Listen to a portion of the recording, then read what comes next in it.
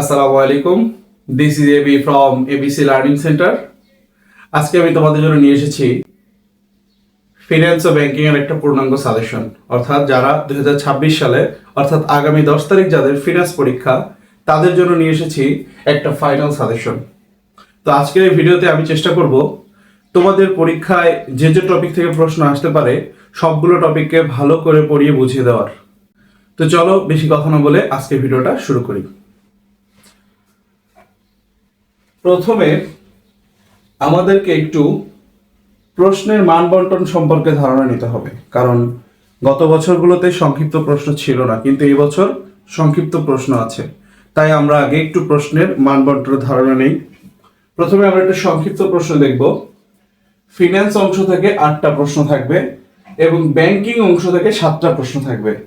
তো প্রথম দিকে যখন সংক্ষিপ্তর কথা আসছিল তখন আমরা জানতাম যে যে কোনো 10টা লিখলে হবে, বাট এই তোমাদের টেস্ট পরীক্ষার কিছুদিন আগে এই নিয়মটা পরিবর্তন হয় শিক্ষা বোর্ড থেকে। সেখানে বলা হয়েছে ফিনান্স থেকে 4টি, ব্যাংকিং থেকে 4টি সহ যে কোনো 10টি। অর্থাৎ তোমাকে অবশ্যই 2টা পার্ট থেকেই 4টা করে প্রশ্ন দিতে হবে। এরপরে তুমি যে পার্টটা ভালো পারো ওই পার্ট থেকে আরো 2টা প্রশ্ন দিবা। এই 10টি প্রশ্নে 20 মার্ক। আর সৃজনশীল অংশ ফিনান্স থেকে 5টা দেওয়া থাকবে, ব্যাংকিং থেকে 3টা দেওয়া থাকবে। তো তোমাদের ফিনান্স থেকে 2টি অ্যান্সার করতে হবে, ব্যাংকিং থেকেও 2টি অ্যান্সার করতে হবে। এরপরে তুমি আর একটা যেখান থেকে ভালো পারো সেখান থেকে অ্যান্সার করবা, এই 5টা। তো এই 5টায় 50 আর এই 10টায় 20, 70। আর তো তোমরা জানোই যে তোমাদের জন্য 30টা বহু নির্বাচনী প্রশ্ন আছে। এই হচ্ছে তোমাদের 100 মার্ক। তো আজকের ভিডিওটা একটু লম্বা হতে পারে, তো সবাই একটু মনোযোগ সহকারে ভিডিওটা দেখো। চলো আমরা শুরু করি। প্রথমে আমি কিছু টপিক তোমাদেরকে বলে দিই। যেমন আমার মতে প্রথম অধ্যায় থেকে তোমরা যদি অর্থায়ন ক্রমোন্নয়নের ধারা, অর্থাৎ যে সালগুলো আছে, যে 1960-এর দশকে কি হয়, 50-এর দশকে কি হয়, 70-এর দশকে কি হয়, এইগুলো যদি তোমরা একটু পড়ে যাও, আশা করি এখান থেকে তোমরা 1 নম্বর কমন পেতে পারো। এরপরে তোমরা এই যে অর্থায়নের শ্রেণী বিভাগ, এটাকে আমি 3 স্টার দিব, 3 স্টার। অর্থায়নের শ্রেণী বিভাগ, যদি অর্থায়নের শ্রেণী বিভাগটা তোমরা ভালো করে পড়ো, আমি আশা করি এখান থেকে প্রশ্ন আসতে পারে। আর অর্থায়নের নীতি, এটাকেও 3 স্টার দিব। শ্রেণী বিভাগ এবং নীতি, এই অধ্যায়ের সৃজনশীল টপিকের জন্য খুবই গুরুত্বপূর্ণ হচ্ছে শ্রেণী বিভাগ এবং নীতি। আর আর্থিক ব্যবস্থাপনার কার্যাবলী, এটাকে আমি 2 স্টার দিব। অর্থাৎ এখান থেকে প্রশ্ন মাঝে মাঝে হয়, বাট বেশিরভাগ ক্ষেত্রে খ নাম্বার প্রশ্ন এখান থেকে আসে, অর্থাৎ অনুধাবনমূলক যে প্রশ্ন আমরা লিখি। তারপর দেখো অধ্যায় 4। অধ্যায় 4 থেকে তো মাস্ট প্রশ্ন আসবেই। তো এখানে তোমরা এই 3টা অঙ্কই ভালো করে করবা। তোমরা তোমাদের গাইড বের করবা বা তোমাদের বই বের করবা, বই বের করার পর বা টেস্ট পেপার আছে সেখান থেকে তোমরা র্যান্ডমলি 2টা অঙ্কে 3টা অঙ্ক করবা। জাস্ট 2টা অঙ্ক করবা বর্তমান মূল্য, 2টা ভবিষ্যৎ মূল্য এবং 2টা প্রকৃত সুদের হার। এই 6টা অঙ্ক যদি তোমরা করো তোমাদের এখান থেকে ইনশাআল্লাহ কমন পড়ে যাবে। এরপর অধ্যায় 5। এই অধ্যায়টা আমাদের সবার জন্য খুবই মজার অধ্যায়, অর্থাৎ আদর্শ বিচ্যুতি। আমরা সবাই মোটামুটি অধ্যায়টা ভালো পারি। তো এই অধ্যায় থেকে তোমাদের যদি আদর্শ বিচ্যুতি আসে তো ভালো, মাঝে মাঝে দেখবা যে তোমাদের প্রত্যাশিত আয় বের করতে বলে। এটা আমি আজকে দেখাই দিব কিভাবে বের করতে হয়। ঝুঁকি অনিশ্চয়তার মধ্যে পার্থক্য, ঝুঁকি এবং অনিশ্চয়তার মধ্যে পার্থক্য ভেরি ভেরি ভেরি ইম্পর্টেন্ট, এইটা পরীক্ষায় আসতে পারে।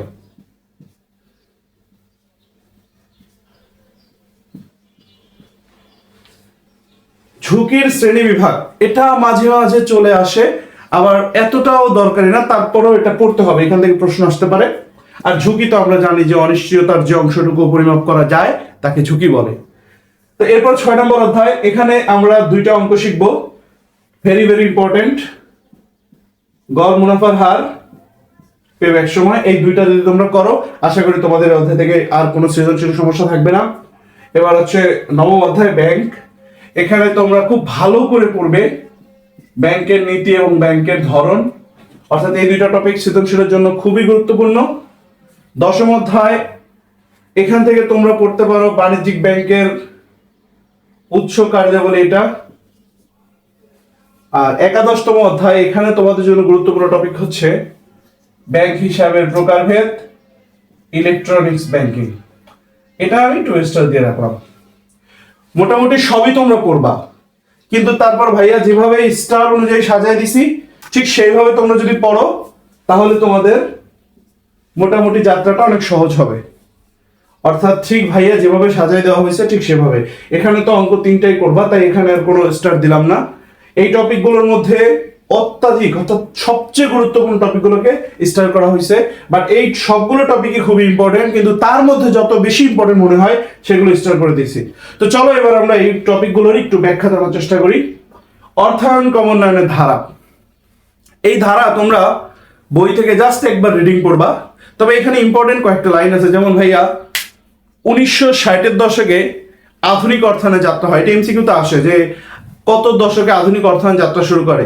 50-এ শেষ হয়, 60 থেকে শুরু হয়, অর্থাৎ 1960-এর দশকে আধুনিক অর্থায়নের যাত্রা হয়।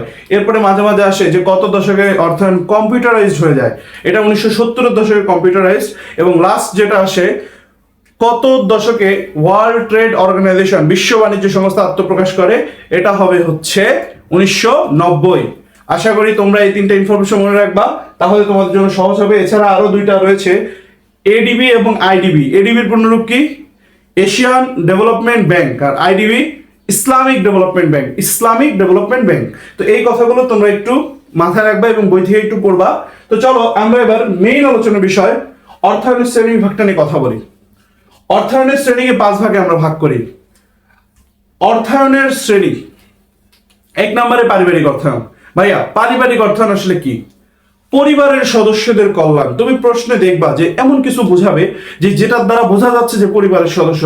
হয়তো এরকম বললো যে মিস্টার রমিস সে সৌদি আরব থাকে, সৌদি আরব থেকে প্রতি মাসে কিছু টাকা জমিয়ে গ্রামের বাড়িতে একটা দোতলা বাড়ি করে, সেখানে সে তার পরিবার নিয়ে সুখে শান্তিতে বসবাস করছে। তাহলে দেখো ভাইয়া, মিস্টার রমিস সৌদি থেকে টাকা পাঠাইছে এবং সেই টাকা থেকে কি করছে? বাড়ি বানাইছে, অর্থাৎ পরিবারের সদস্যদের জন্য তৈরি করছে। তার মানে এটা কোন ধরনের অর্থায়ন? এটাই পারিবারিক অর্থায়ন। অর্থাৎ তুমি উদ্দীপক দেখে বোঝার চেষ্টা করবা যে কোথায় আছে, কি উদ্দেশ্যে আছে, অর্থাৎ বলতেছে কি পরিবারের সদস্যদের কল্যাণ, তার মানে সেটা কি হবে? পারিবারিক অর্থায়ন। এবার 2 নম্বরটা হচ্ছে সরকারি অর্থায়ন। সরকারি অর্থায়ন হচ্ছে বোঝাটা খুব সহজ, তবে এটা বেশিরভাগ খ নাম্বারে আসে, ঠিক আছে? সরকারি অর্থায়ন বেশিরভাগ খতে আসে। তো সরকারি অর্থায়ন জিনিসটা কি? আগে ব্যয় নির্ধারণ করবে, তারপর আয় করবে। তুমি মাথায় রাখবা কি? আগে ব্যয় তারপর আয়। এই 2টা লাইন মাথায় রাখলে ইনশাল্লাহ সরকারি অর্থায়ন ক্লিয়ার হয়ে যাবে। এরপরে ভাইয়া ব্যবসায় অর্থায়ন। দেখো ঠিক পারিবারিকে ছিল পরিবারের কল্যাণ, আর ব্যবসা মানে, আচ্ছা বলো তো ব্যবসার প্রধান উদ্দেশ্য কি? মুনাফা অর্জন।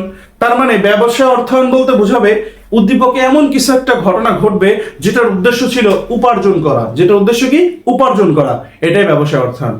অর্থাৎ মুনাফা অর্জনের উদ্দেশ্যে যখন অর্থায়ন প্রক্রিয়াগুলো হয় সেটা ব্যবসা অর্থায়ন। এরকম আসতে পারে যে জনাব রহমান তার বিবিএ পাশের পর তার বাসার ছাদে একটি মুরগির খামার স্থাপনের সিদ্ধান্ত নিলেন, সেখান থেকে প্রতিদিন ডিম বাজারে বিক্রি করলেন এবং সেই বিক্রয়কৃত অর্থ থেকে সে খামারটাকে কি আরো বড় করার চেষ্টা করলেন। তাহলে মিস্টার রহমানের অর্থায়নটা কোন ধরনের? এটা হয়ে যাবে কি? ব্যবসায় অর্থায়ন। এরপরে 4 নাম্বার হিসেবে আমরা জানবো হচ্ছে অব্যবসায় অর্থায়ন। দেখো ব্যবসা আর অব্যবসা ঠিক উল্টা। ব্যবসা অর্জনের প্রধান উদ্দেশ্য ছিল মুনাফা অর্জন, এখানে আমরা মুনাফা অর্জন নয় বরং মানব সেবা বা মানব ধর্মকে বিবেচনা করব। অর্থাৎ এই অর্থায়নটা এরকম, মনে করো তুমি তোমার সারা জীবনের সঞ্চয়তে একটা এতিমখানা স্থাপন করলা, একটা স্কুল করলা, একটা কলেজ প্রতিষ্ঠা করলা, একটা হাসপাতাল প্রতিষ্ঠা করলা, অর্থাৎ যেখানে তোমার মূল উদ্দেশ্যটা মানুষের সেবা করা, কোনো মুনাফা অর্জন না, এটাই হবে কি? অব্যবসায় অর্থায়ন। ঠিক আছে। আর এরপর আন্তর্জাতিক অর্থায়ন। ভাইয়া স্পষ্ট বলে দিবে যে সরকার বা দেশের বাইরে থেকে কোনো প্রোডাক্ট আনা নেওয়া করতেছে, অর্থাৎ আমদানি রপ্তানি। যখন বলবে আমদানি এবং রপ্তানি, সেটা হয়ে যাবে কি? আন্তর্জাতিক অর্থায়ন। তো এই 5টা অর্থায়ন যদি আমরা ভালো করে পড়তে পারি, তোমরা আমার এই কথাগুলো শুনে তোমরা একটু বইয়ে দাগাই নিবা বা খাতায় লিখে নিবা, কারণ ধরনগুলো আমি আসলে লিখতে পারছি না।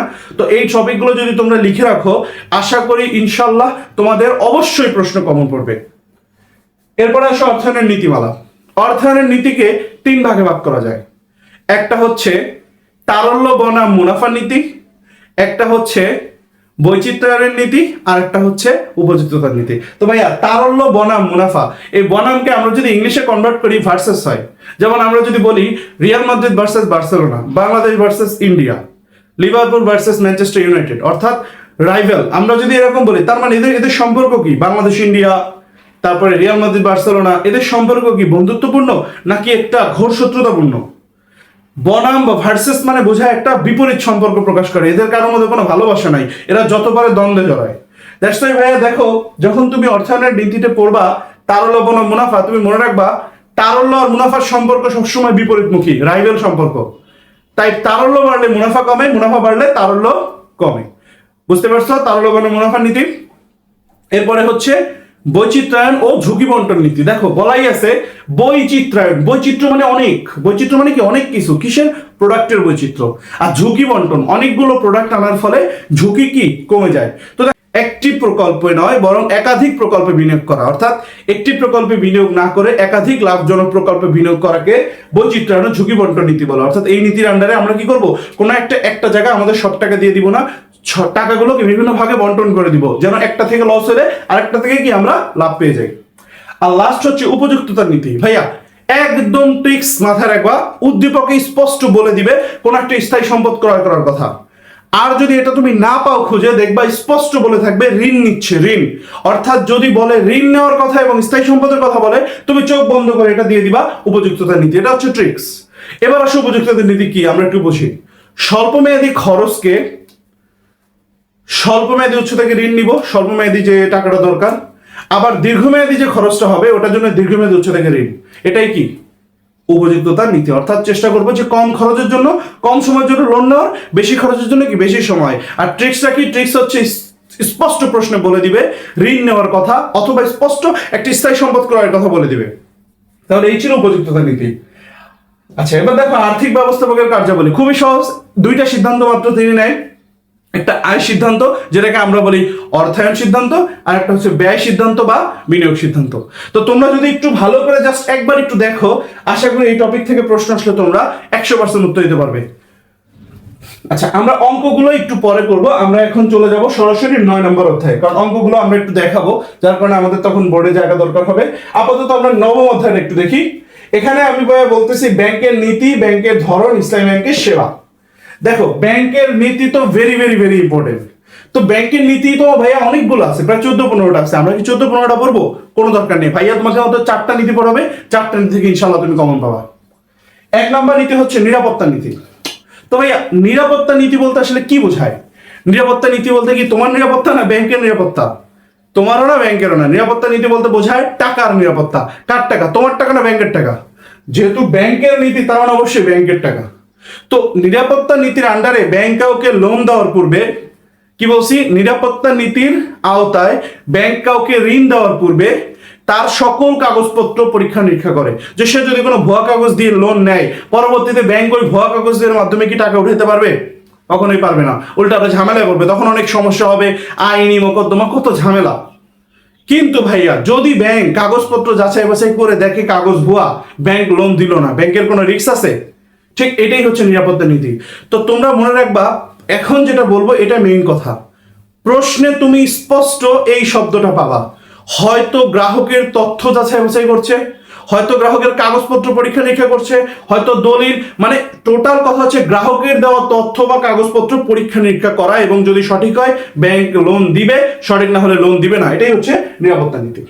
ঠিক আছে, এরপরে 2 নম্বরে আমরা শিখবো হচ্ছে তারল্য নীতি।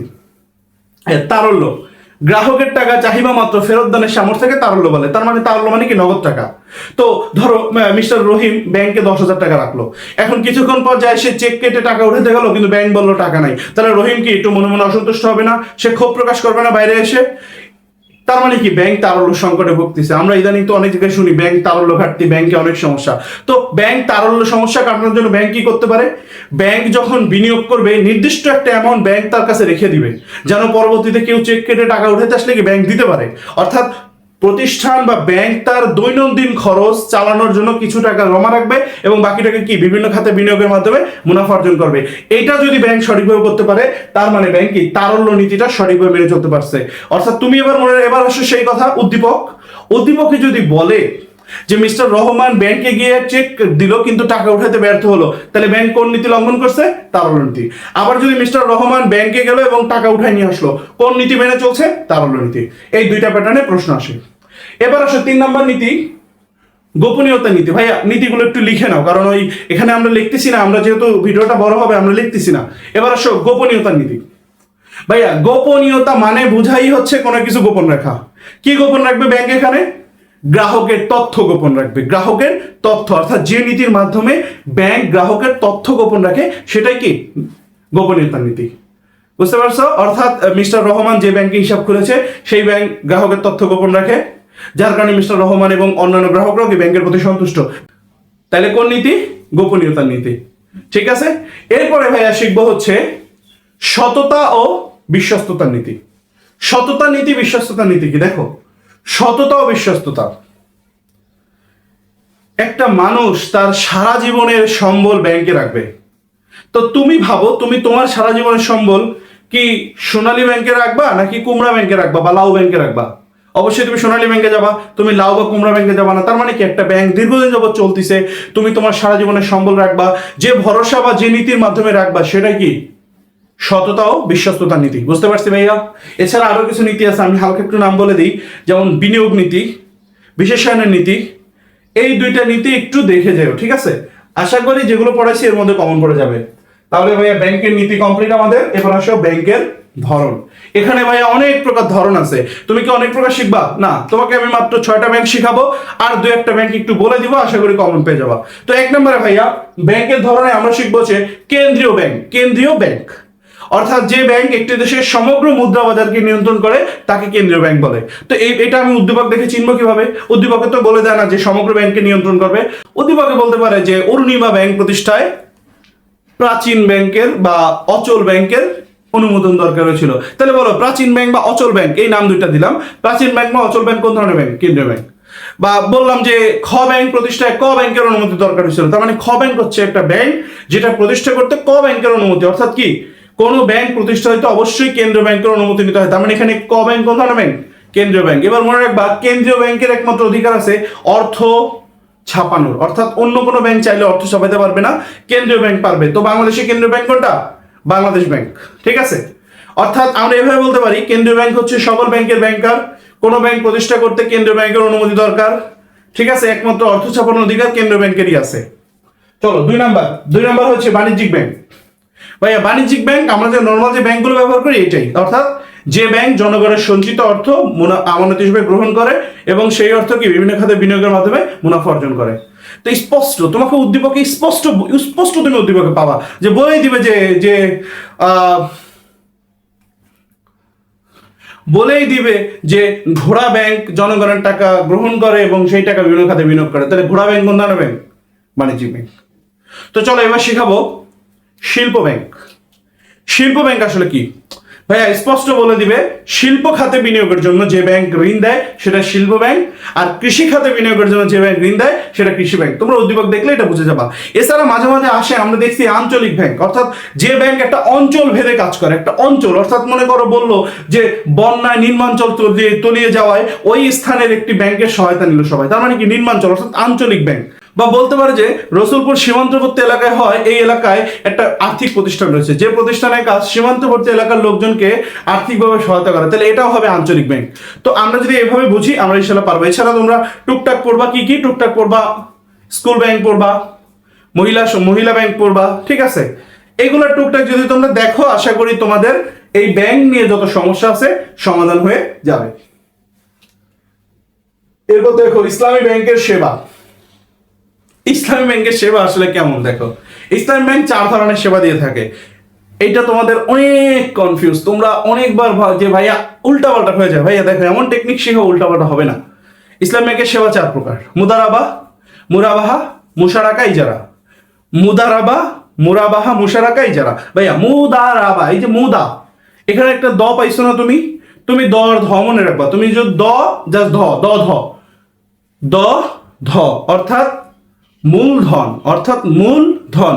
মুদারাবা মূলধন, মুদারাবা মূলধন। এবার পড়বা মুদারাবা মূলধন, মুদারাবা মূলধন, মুদারাবা মূলধন। অর্থাৎ ইসলামী ব্যাংক যখন কোনো ব্যবসা গঠনে মূলধন দিয়ে সহায়তা করে, অর্থাৎ মূলধন গঠনে সহায়তা করে, সেটা হবে মুদারাবা। এবার কি মুরাবাহা, বাহা বাহা বাড়ি গাড়ি, বাড়ি গাড়ি অর্থাৎ কি মুরাবাহা বাড়ি গাড়ি, অর্থাৎ যখন ব্যাংক বাড়ি গাড়ি ক্রয়ের জন্য ঋণ দিয়ে থাকে তখন সেটা কি মুরাবাহা।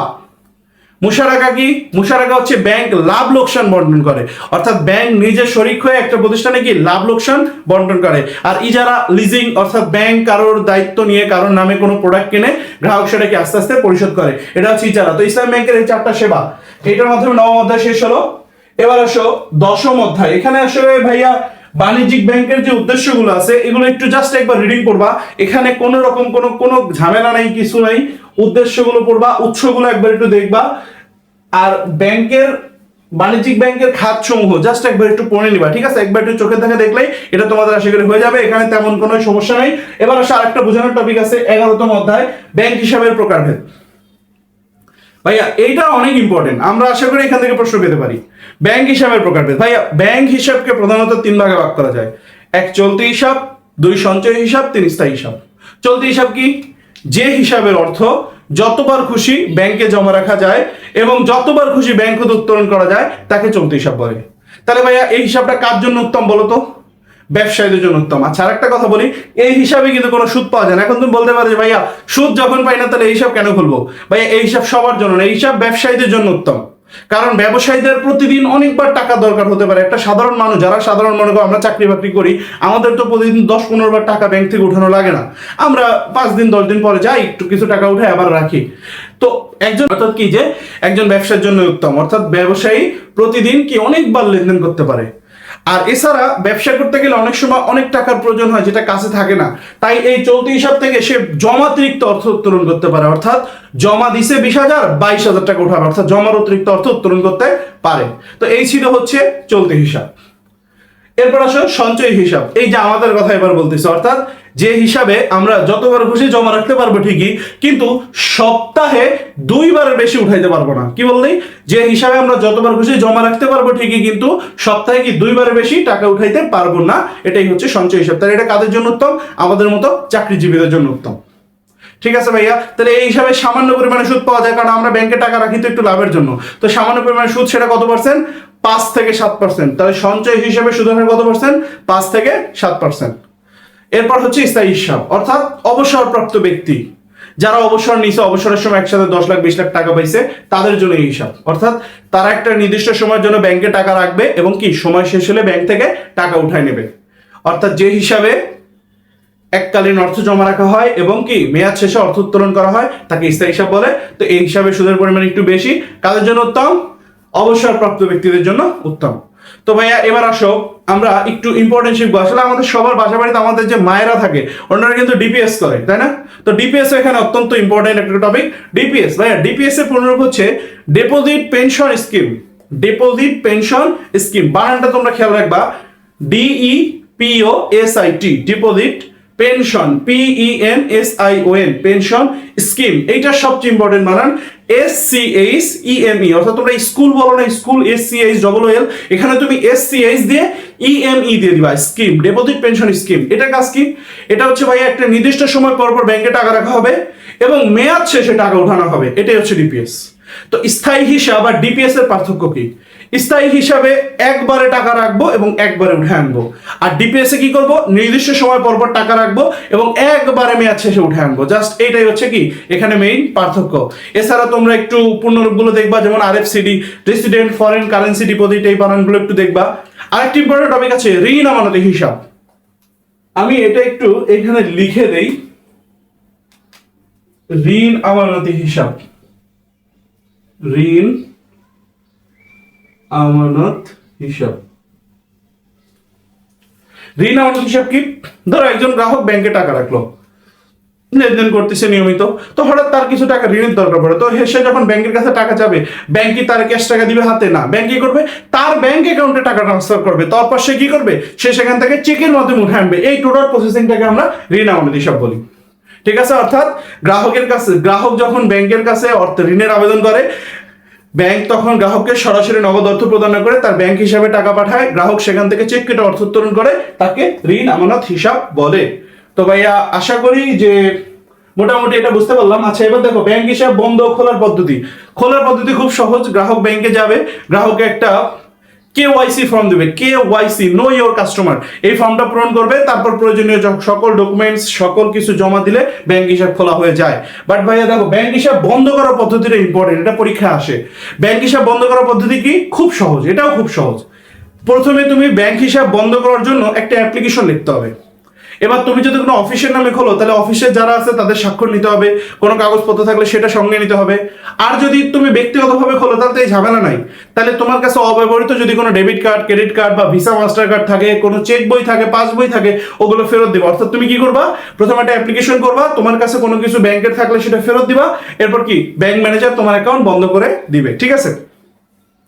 এবার আসে ইলেকট্রনিক ব্যাংকিং এর পণ্য বা সেবা, এটা আরো এবং এটা হচ্ছে সবচেয়ে সহজ টপিক। আমরা যারা প্রতিনিয়ত যেটা ব্যবহার করি, ডেবিট কার্ড, ক্রেডিট কার্ড, এটা হচ্ছে সেই সেবা।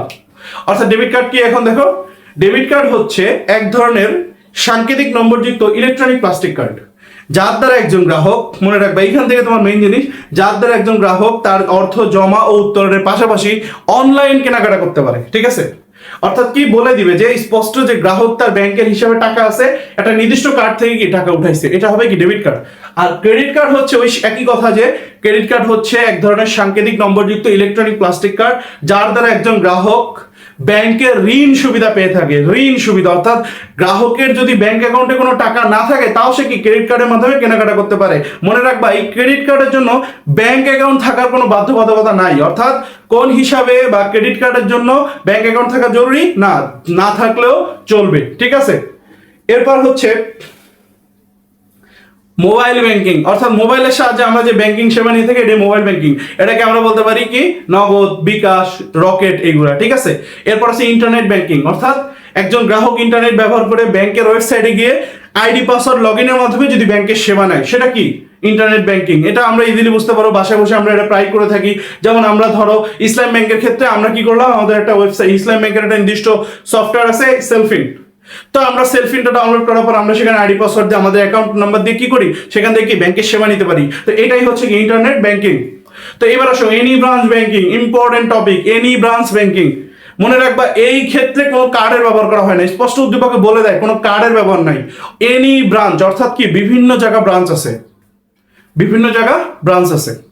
অর্থাৎ যখন গ্রাহক ধরো ঢাকাতে কক্সবাজার বেড়াতে গেল, কাছে নগদ টাকা নাই, কার্ড নাই, কিছু নাই, তখন সে চেক কেটে একটা ব্রাঞ্চ থেকে টাকা উঠায় নিল, এটাই এনি ব্রাঞ্চ ব্যাংকিং। ঠিক আছে? অর্থাৎ চেক কেটে বিভিন্ন ব্রাঞ্চ থেকে টাকা উঠায় নিলে এটা কি হবে, এনি ব্রাঞ্চ ব্যাংকিং। স্পষ্ট উদ্দীপকে বলে দেবে তার কাছে কোনো কার্ড ছিল না। ঠিক আছে? তো এই ছিল হচ্ছে মোটামুটি আমাদের থিওরির যে টপিকগুলো ছিল আমি আলোচনা করলাম। আশা করি তোমরা বুঝতে পারছো। না পারলে তো কমেন্ট বক্স খোলা আছে, কমেন্টে জানাবা। তো চলো এবার আমি তোমাদেরকে তোমাদের ম্যাথমেটিক্যাল যে টপিকগুলো আছে সেগুলো একটু বোঝানোর চেষ্টা করি। দেখো, প্রথমে আছে হচ্ছে অধ্যায় 4, অর্থের সময় মূল্য। তো অর্থের সময় মূল্য, এখানে আমরা কি কি শিখবো লিখে দিয়েছিলাম একটু আগে তোমাদেরকে। এখানে আমরা সূত্রগুলো শিখবো। তো আমি সূত্রগুলো আগে লিখি।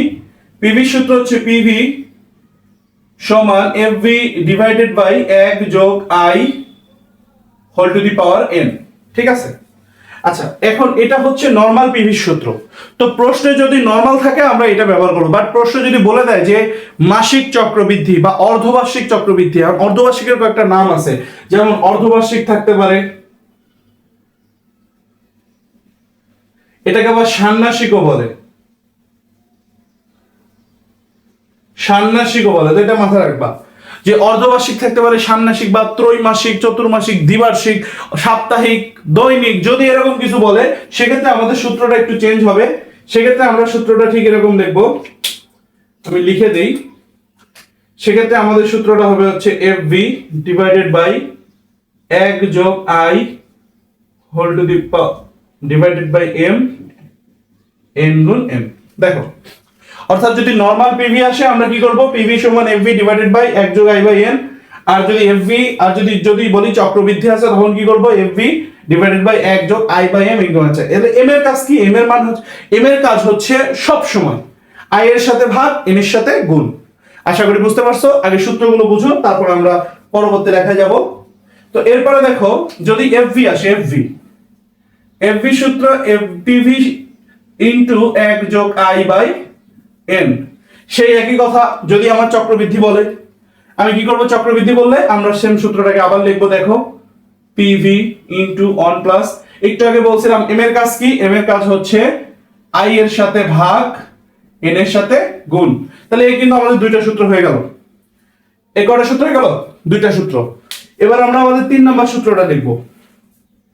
EAR, effective annual rate. EAR এর পুনর কি? ইফেক্টিভ অ্যানুয়াল রেট, প্রকৃত বা কার্যকরী সুদের হার। ইফেক্টিভ কার্যকরী সুদের হার, এটা সূত্র হচ্ছে সেকেন্ড ব্র্যাকেট ফার্স্ট ব্র্যাকেট 1 যোগ আই, একটু আগে বলছিলাম আই এর সাথে এম ভাগ হয় এম, এখানে কোনো এন নাই, তাই তোমরা এখানে directly whole to the power m minus 1 second bracket close into 100। এটা কি?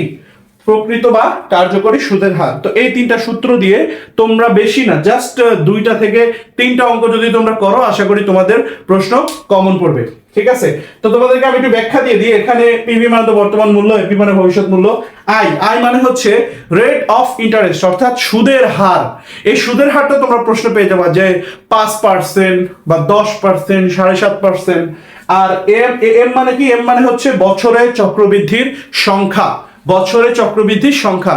এবার মনে রাখবা, যদি বলে যে মাসিক চক্রবৃদ্ধি, তার মানে ভাইয়া 12 মাসে 1 বছর, তাহলে এম এর মান 12। যদি বলে অর্ধবার্ষিক, অর্ধবার্ষিক মানে কি? বছরের অর্ধেক, তার মানে কি? 2 বার 6 মাস পর পর, দ্যাটস ওয়াই এম এর মান তখন কি হবে? 2। যদি বলে ত্রৈমাসিক মানে 3 মাস পর পর, তাহলে 3 4 12, এম এর মান কত হবে? 4। যদি বলে দ্বিবার্ষিক, দ্বিবার্ষিক মানে কি? বছরে 2 বার, এম এর মান 2। ঠিক আছে, আবার ষান্মাসিক মানে দ্বিবার্ষিক বা অর্ধবার্ষিক, আমরা সবই জানি। আর যদি ভাইয়া বলে সাপ্তাহিক, সেক্ষেত্রে আমরা কি লিখবো? সাপ্তাহিক থেকে আমরা লিখবো 52, কারণ 52 সপ্তাহে 1 বছর। আর যদি পাক্ষিক বলে, পাক্ষিক অর্থাৎ পক্ষ, এক পক্ষ সমান 15 দিন, তাহলে মনে রাখবা তখন এম এর মান হবে 24, কারণ 24 পক্ষে 1 বছর। ঠিক আছে, তো আমরা এটা যদি ভালো করে একটু বুঝি এবং আমরা যদি এই অনুযায়ী মাত্র 2টা থেকে 3টা অঙ্ক করতে পারি, আশা করি আমাদের কি কমন পড়বে। ঠিক আছে, এই অধ্যায়ের একটা ইম্পর্টেন্ট টপিক আছে, সেটা হচ্ছে সুযোগ ব্যয়। সুযোগ ব্যয় কি? আমি একটু লিখি, সুযোগ ব্যয়, সুযোগ ব্যয়। এখন এটা দেখলে তো অনেকে বলে দিবে যে সুযোগ বুঝে ব্যয়, না, এটা আমাদের সবচেয়ে বড় ভুল। সুযোগ বুঝে ব্যয়কে সুযোগ ব্যয় বলে না। সুযোগ ব্যয় কি? সুযোগ ব্যয় হচ্ছে একাধিক লাভজনক প্রকল্প, অর্থাৎ তোমার হাতে 2টা প্রকল্প আছে, তাহলে একাধিক লাভজনক প্রকল্পের একটিকে গ্রহণ, আরেকটি তোমাকে বর্জন করতে হবে। কারণ তোমার কাছে এখন যে টাকা আছে, সেটাতে তুমি হয় একটা প্রকল্পে বিনিয়োগ করতে পারবে, আর একটা পারবে না। তার মানে কি? একাধিক লাভজনক প্রকল্পের একটিকে গ্রহণ, অপরটিকে বর্জন। এই বর্জনকৃত প্রকল্পের যে ব্যয়, যে সুযোগটা তুমি হাতছাড়া করলা, এটাই কি? সুযোগ ব্যয়। বুঝতে পারছো? এটা ভালো করে পরীক্ষায় শিখে রাখবা, এটা পরীক্ষায় আসে। ওকে ভাইয়া, আরেকটা আছে, তোমরা এছাড়া আরো শিখবা কি কি রুল আছে, দেখবা রুল 69, 72, তোমরা যেগুলো আছে সেগুলো একটু শিখবা। আশা করি যে তোমাদের এটার মাধ্যমে কি সমস্যাগুলো সমাধান হয়ে যাবে। তার মানে আমরা এখান থেকে কি 2টা অঙ্ক করব, ইনশাআল্লাহ হয়ে যাবে। আচ্ছা ভাইয়া, এবার চলো আমরা আমাদের 6ষ্ঠ অধ্যায় নিয়ে আলোচনা করি। 6ষ্ঠ অধ্যায়,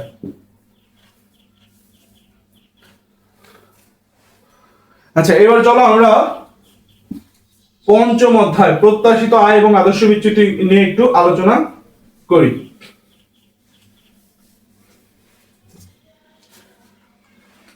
আদর্শ বিচ্যুতি আর প্রত্যাশিত আয়। প্রত্যাশিত আয়, আচ্ছা এই প্রত্যাশিত আয় আসলে আমরা ভয় পাই কেন? ভয় পাবো কেন? প্রত্যাশিত আয় মানে এটা খুব সহজ অঙ্ক ভাইয়া। প্রত্যাশিত আয় মানে হচ্ছে আমরা যে নরমাল অঙ্ক করি না, ধরো এখানে 2019, 2020, 2021, 2022, ধরো এখানে আছে 6, 4, 5, 5। তো ভাইয়া প্রত্যাশিত আয় বের করাটা খুব সহজ। দেখো তুমি কি করবা, তুমি এটা যোগ করবা, 6 আর 4 10, আর 10 আর 10 20। তো 20 রে তুমি কি বছর দিয়ে ভাগ করো না আদর্শ বিচ্যুতির সময়? তো 4 বছর দিয়ে ভাগ করলে কত হয়? 4 5 20, 5%। ভাইয়া এই 5%ই হচ্ছে তোমার প্রত্যাশিত আয়। তোমাকে যদি প্রত্যাশিত আয় বের করতে বলে, তোমার কষ্ট করে আদর্শ বিচ্যুতি বের করার দরকার নেই।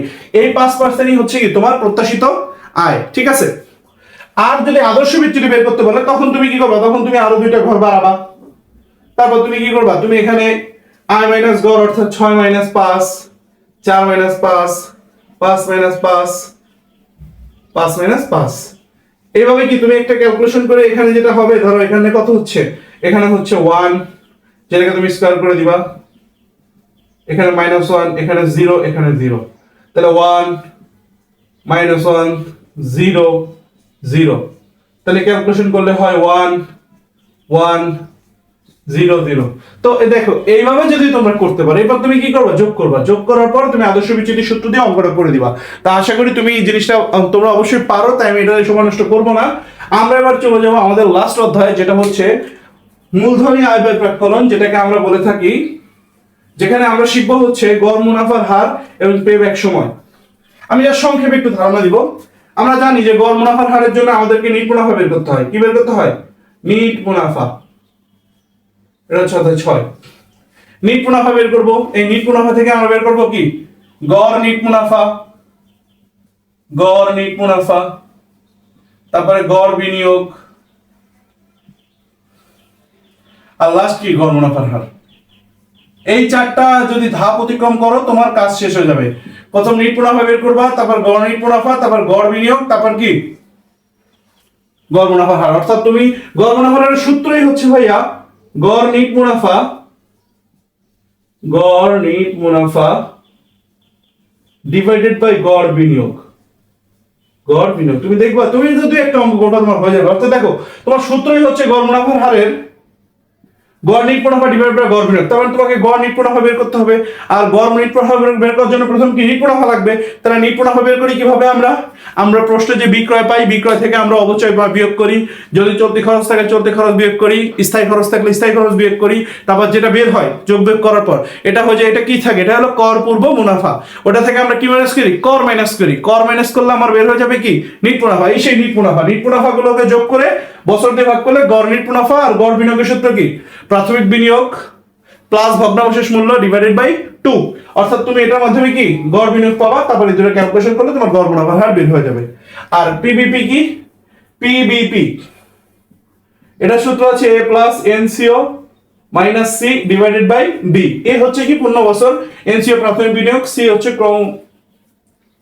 পূর্ণ বছরের কর্মজীবিত নগদ প্রবাহ, ডি হচ্ছে তার পরের বছর নগদ প্রবাহ। তুমি কি করবা, এই যে গড় মুনাফার যে নিট মুনাফা বের হবে, এই যে নিট মুনাফা, এই নিট মুনাফা বের হওয়ার পর তুমি নিট মুনাফার সাথে অবচয়টা যোগ করবা। অবচয় সূত্র কি, প্রাথমিক বিনিয়োগ মাইনাস ভগ্নাবশেষ মূল্য ডিভাইডেড বাই আয়ুষ্কাল। তুমি কি করবা, নিট মুনাফার সাথে অবচয় যোগ করবা। যদি অবচয় যোগ করতে পারো দেখবা তোমার এই সমস্যার সমাধান হয়ে যাবে।